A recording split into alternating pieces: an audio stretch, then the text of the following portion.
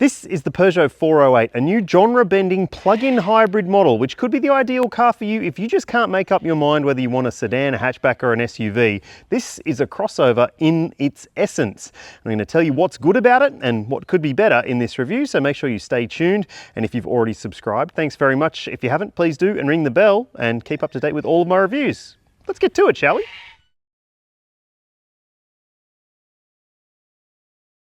The Peugeot 408 plays in the premium space in Australia, so it's not quite as expensive as a luxury vehicle, but it is more expensive than some of the mainstream options that I'll mention to you shortly if you're looking for alternatives to it. All right, so pricing, there's only one grade available for the Peugeot 408 GT. It's a plug-in hybrid at $67,990 plus on-road costs, and that does seem to be pretty decent value, although a little bit ambitious in terms of the initial asking price. But remember, if you are buying a plug-in hybrid in Australia, there are some exemptions to fringe benefits tax that might apply to you depending on how you purchase the car, and that could actually save you thousands and thousands and thousands of dollars if you buy it through a novated lease. So that could be something you want to keep in mind, but hey, it might not apply to you, just really depends. Now, in terms of standard equipment, you're getting things like LED lighting around the car, LED daytime running lights, and auto high beam lights as well. You get 20-inch monolith wheels, which those wheels, they're not to everyone's taste, I know that. Things that are missing, you don't get a panoramic glass roof or anything like that at this price point, which might be a deal breaker for some. But on the inside, you do get a really nice interior trim finish, and you get a pair of 10-inch screens. So one for your driver info display, and also a 10-inch touchscreen media system with Apple CarPlay and Android Auto. And there's a heap of really interesting controls on the inside, which I'll show you, and some really nice features as well. A heated steering wheel, heated front seats too, and massaging front seats as well. So it doesn't miss when it comes to the offering of standard equipment in this car, but there are some really good alternatives that maybe offer more for the money. Let's talk about them now. Now, if you're looking for something that is, well, maybe a little bit outside of the box, then you could go and take a look at the Citroen C5X. It's a wagon-ish, SUV-ish, crossover-ish model, a bit like this, but maybe with a bit more of a conventional look to it. I think that it's a really nice car to drive. It's super duper comfortable. It has the choice of a petrol engine or a plug-in hybrid, and I know that Citroens aren't for everyone, but it is a really interesting car. Now, if you are also thinking, well, electrification is where I'm heading, maybe you should go and check out the Polestar 2. It's a fantastic EV. It's got that crossover, semi-sedan, semi-SUV style model look to it, and I reckon that it's a really good option. The rear-wheel drive one is the one I would pick because, well, it's more affordable, but it's also more fun to drive than the all-wheel drive models. Unless you need all-wheel drive, then there is that option as well. So it could be a really good choice too. And finally, if you're thinking plug-in hybrid, but maybe a bit more conventional, well, you should look at the BYD C-Line 6. I've done a really detailed review of it, including an EV driving range test, and it really surprised me. It offers so much value for money. It is so much more affordable than this, and it's also super duper practical. So if you are looking for a plug-in hybrid SUV, I reckon the BYD C-Line 6 would be a better bet than this. But tell me what you think in the comments. Would you choose any of those? Something different? Hit us up. This car shares plenty with the 308 hatchback and wagon that sit below it, but it's a bigger car. It's almost 4.7 meters long, and it does have, well, the same sort of length that you'd find a mid-sized SUV with 7 seats taking up. So it's not a small vehicle. It's got a long wheelbase. It's got a low roof. It's got strange wheels. You tell me what you think about them in the comments. I reckon they're pretty cool, but geez, I'd hate to damage one. And let's have a look at this back end profile. Look, that is a pretty sleek looking piece of design in my opinion. But one thing that maybe isn't ideal is the fact that you don't get a rear wiper on this back glass section. So that's not ideal. All right, let's check out the boot space and see what we're dealing with here. Now, yes, you do have a bag there with your charging cables in it, and you'll see the figure on your screen for the cargo capacity for this vehicle. It's not bad, it's not terrible, but it's certainly not as spacious as some of the other vehicles in this segment that are this big on the outside. There are some practicality elements you can keep in mind though. You've got shopping bag hooks on either side, plus this little netted section on the side here, and elasticated sections on this side, a 12 volt up there, and a light as well. And underneath the boot floor, if we fold this section back, it's a bit awkward, There is no spare wheel, which is a bit of a deal breaker for some, I'm sure, but at least you get a little bit of extra storage space underneath there if you need it, and there's a tyre repair kit as well. So look, it's not the most practical car for this size, but I still think that it's pretty practical, and the boot is usable enough. You can fit a pram in there and some luggage as well. There are lots of people who do not like the Peugeot iCockpit design, and if you're wondering what iCockpit is, it's the way that you set up your steering wheel in a Peugeot. So you sit it nice and low in your lap, and the idea is that you look over the top of it to your digital instrument display. But for some people, they can't get into a comfortable position. Maybe they've got really big legs, or maybe they just don't like the idea of having this steering wheel nice and low, but it is a bit of an issue for plenty of people out there who maybe aren't little tiny French people. But hey, look, I like the design of this display. I like the way that you can interact with it. There are a few different menus in there, so you can check on your EV driving and your average rates as well. But look, it's not necessarily ideal. I get it. I know there are lots of people out there who think that this is contrived and silly, but for me, I think it's kind of cute and fun. But hey, there's also this 10-inch touchscreen media system here. Yes, as you can see, it does have Apple CarPlay. It's wireless connected Apple CarPlay as well. And there's also Android Auto, of course. Now, you've got a sat-nav system built in here too. It's, as you can see, a little bit slow to load at times, but it is quick to respond when you are jumping around on the screen. There's other menus through this touch section down below too. It's something that does take a little bit of getting used to, because a lot of the controls are through the screen. Things like your heating for your seats and your steering wheel, which you have to use the screen to turn on. Climate control is through the screen as well, although there are some buttons down below to adjust things quickly. But so it's maybe not as intuitive as it could be, but you do get used to it. There are plenty of menus upon menus to play with. And look, there's also a massage setup here as well. So you can have a different number of massages, stretch and lumbar and shoulders and snake, which is a bit of a strange name for a massage, side to side, butterfly. It's intense. And obviously there's also the cat paw, which does keep in line with the Peugeot design theme, doesn't it?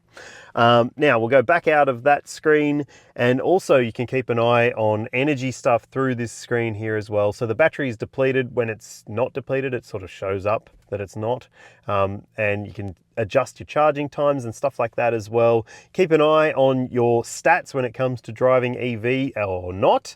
And then you've also got a save mode as well. So you can set a level that you can save in the battery pack if you know that you're going to be driving EV or want to drive EV at the end of your trip or whatever it may be. So that's kind of neat. And look, like I said, takes a lot of learning to get to understand some of these screens, but you will get used to it. And look, there's even more to it. As you can see, it's a very deep level of screen interface. So yeah, once you sit in it and once you play with it, I'm sure you'll be fine.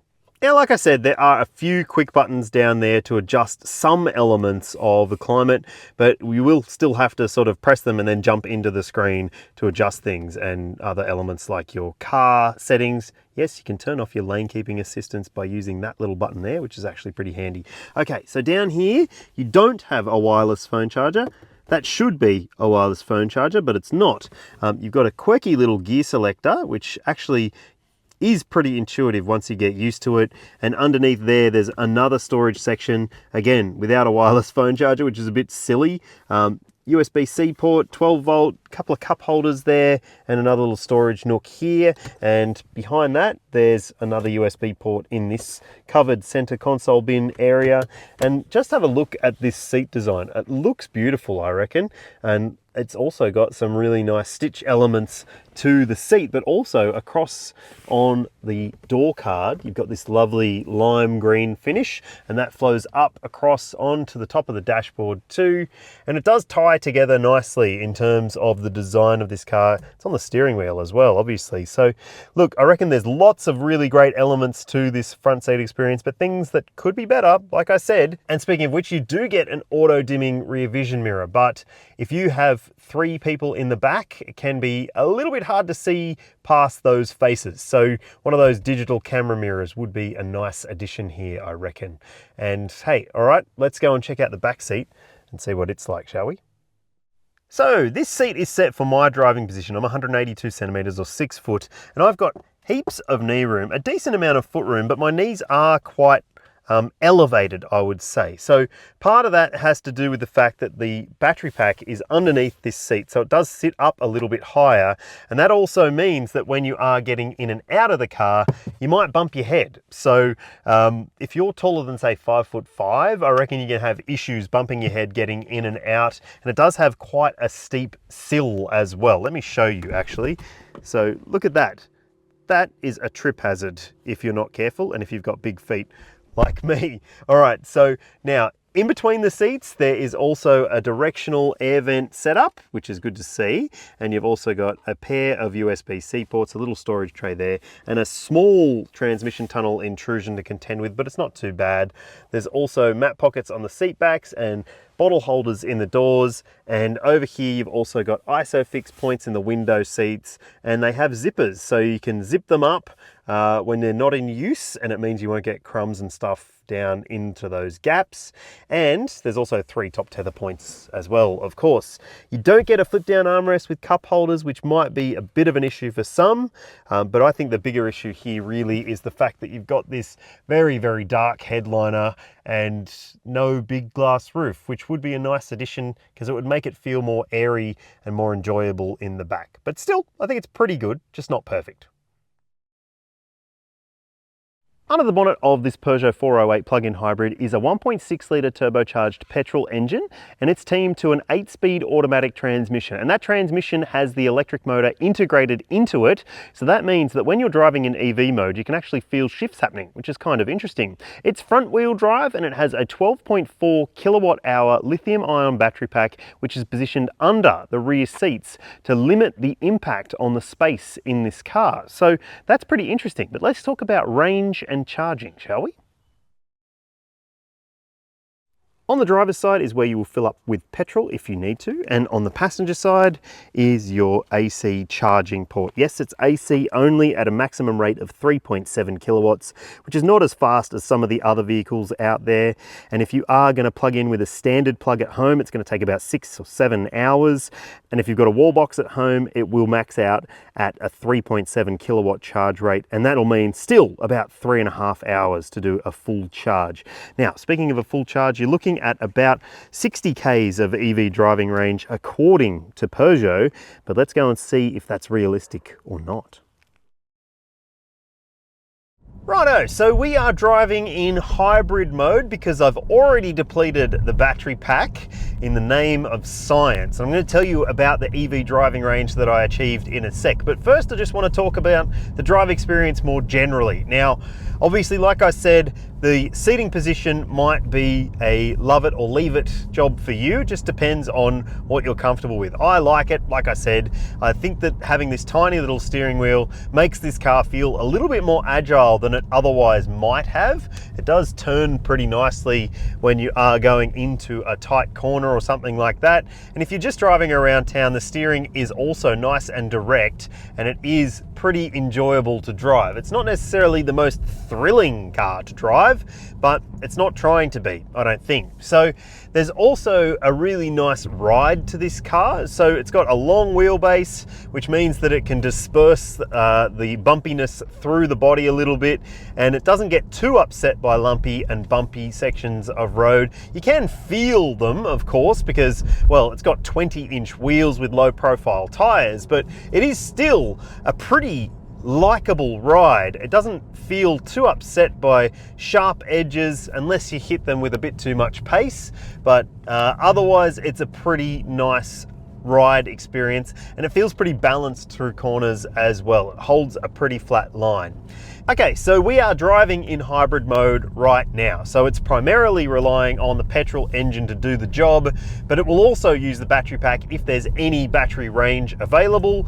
And I've also got the regen braking mode selected. So there's a B button down there, which will make it behave as assertively as it possibly can in terms of the regen braking. It's not like single pedal driving. You can't come to a complete stop, but you can drive with just the accelerator if you are coming up to a slow stop or something like that. It'll get down to about walking pace, and then you'll have to apply the brakes yourself if you need to come to a complete stop.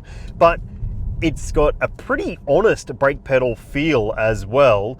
And look, I actually think that this powertrain is a pretty nice mix of EV driving and also hybrid powertrain delivery, I guess you'd say. So it does have the petrol engine, which will kick in and give you a fair amount of push if you need it. It is a speedy feeling little car, and although the auto transmission maybe isn't perfect in the way that it reacts, can be a little bit slow to react at times, but I think that's mainly just because it's trying to figure out whether it should use electric or petrol or a combo of two, and it can do that if you put it into sport mode as well, and then it really livens things up. All right, let's talk about EV driving and efficiency, shall we? So I managed to get 50 kilometers out of the battery pack before it kicked over to a hybrid mode. Now the claim is 60 Ks, but I was driving on a pretty cool day, and look, that is still a decent number, I reckon.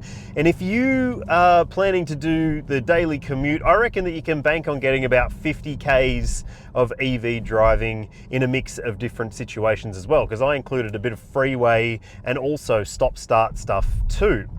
So what does that mean in terms of fuel consumption? Well, the official combined cycle number is on your screen now. And like I always say with plug-in hybrids, that's not necessarily representative of what you might actually achieve, because that's only for the first 100. Once the battery is depleted, you're going to use more petrol. That's just the way it is. So look, if you can achieve that for the first 100, you'll probably be happy. Now, if you're wondering what I achieved for my first 100, it's on your screen now. The display that I saw in terms of the fuel consumption after I depleted the battery, yep, that's what I got. And then for the next 100 Ks where I didn't charge, I just wanted to see how efficient this hybrid system could be in just doing its own thing. Well, that number's on your screen now as well. So that's my next 100 figure. And I reckon, honestly, that is a pretty decent return. But tell me what you think about it in the comments. There's no ANCAP rating for the Peugeot 408, but there is a Euro NCAP rating for it, and it's 4 stars. I'm not sure if that matters to you or not, but it does have, well, a slightly lower score than some of the other $70,000 vehicles that you might want to consider. But it does still come comprehensively equipped with plenty of standard kit. Things like autonomous emergency braking, there's adaptive cruise control, there's lane keeping assistance, blind spot monitoring, rear cross traffic alert, there's a 180-degree camera view, which is a bit weird. It's not a proper surround view camera, but at least it does have a nice crisp display this time around. Some cameras in Peugeots in the past have been pretty bad.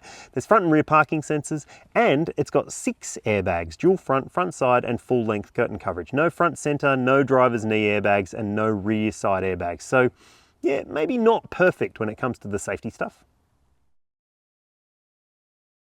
In Australia, Peugeot offers a 5-year unlimited kilometre warranty, and if you choose one of the electrified models like this, then you get an 8-year 160,000 K warranty for the battery pack. Now, servicing is every 12 months and 20,000 kilometres, and you've got the choice of either pay-as-you-go capped price servicing, the average cost of which is on your screen for the 5-year capped price service plan period, or you can prepay your servicing and save up to almost $1,000 if you do a 5-year prepaid service plan compared to that pay-as-you-go cost. So that might stack up really well to roll into your finance costs or your lease, and it does seem to be a pretty good deal if you ask me. What do you think? So the Peugeot 408 plug-in hybrid is a compelling choice for someone who's looking for something that isn't like anything else. It does have decent EV driving range. It's real-world efficient. It's got a lovely look to it and a really interesting interior, but maybe some things that could be better, and it could offer a bit better value for money in my opinion. But tell me what you think about it in the comments section below. Would you go for this Peugeot or one of the alternatives I mentioned earlier on? If you haven't already, please do like and subscribe and let me know if there's any cars you'd like me to review. I'll see if I can get to it for you. Thanks for watching. See you in the next one.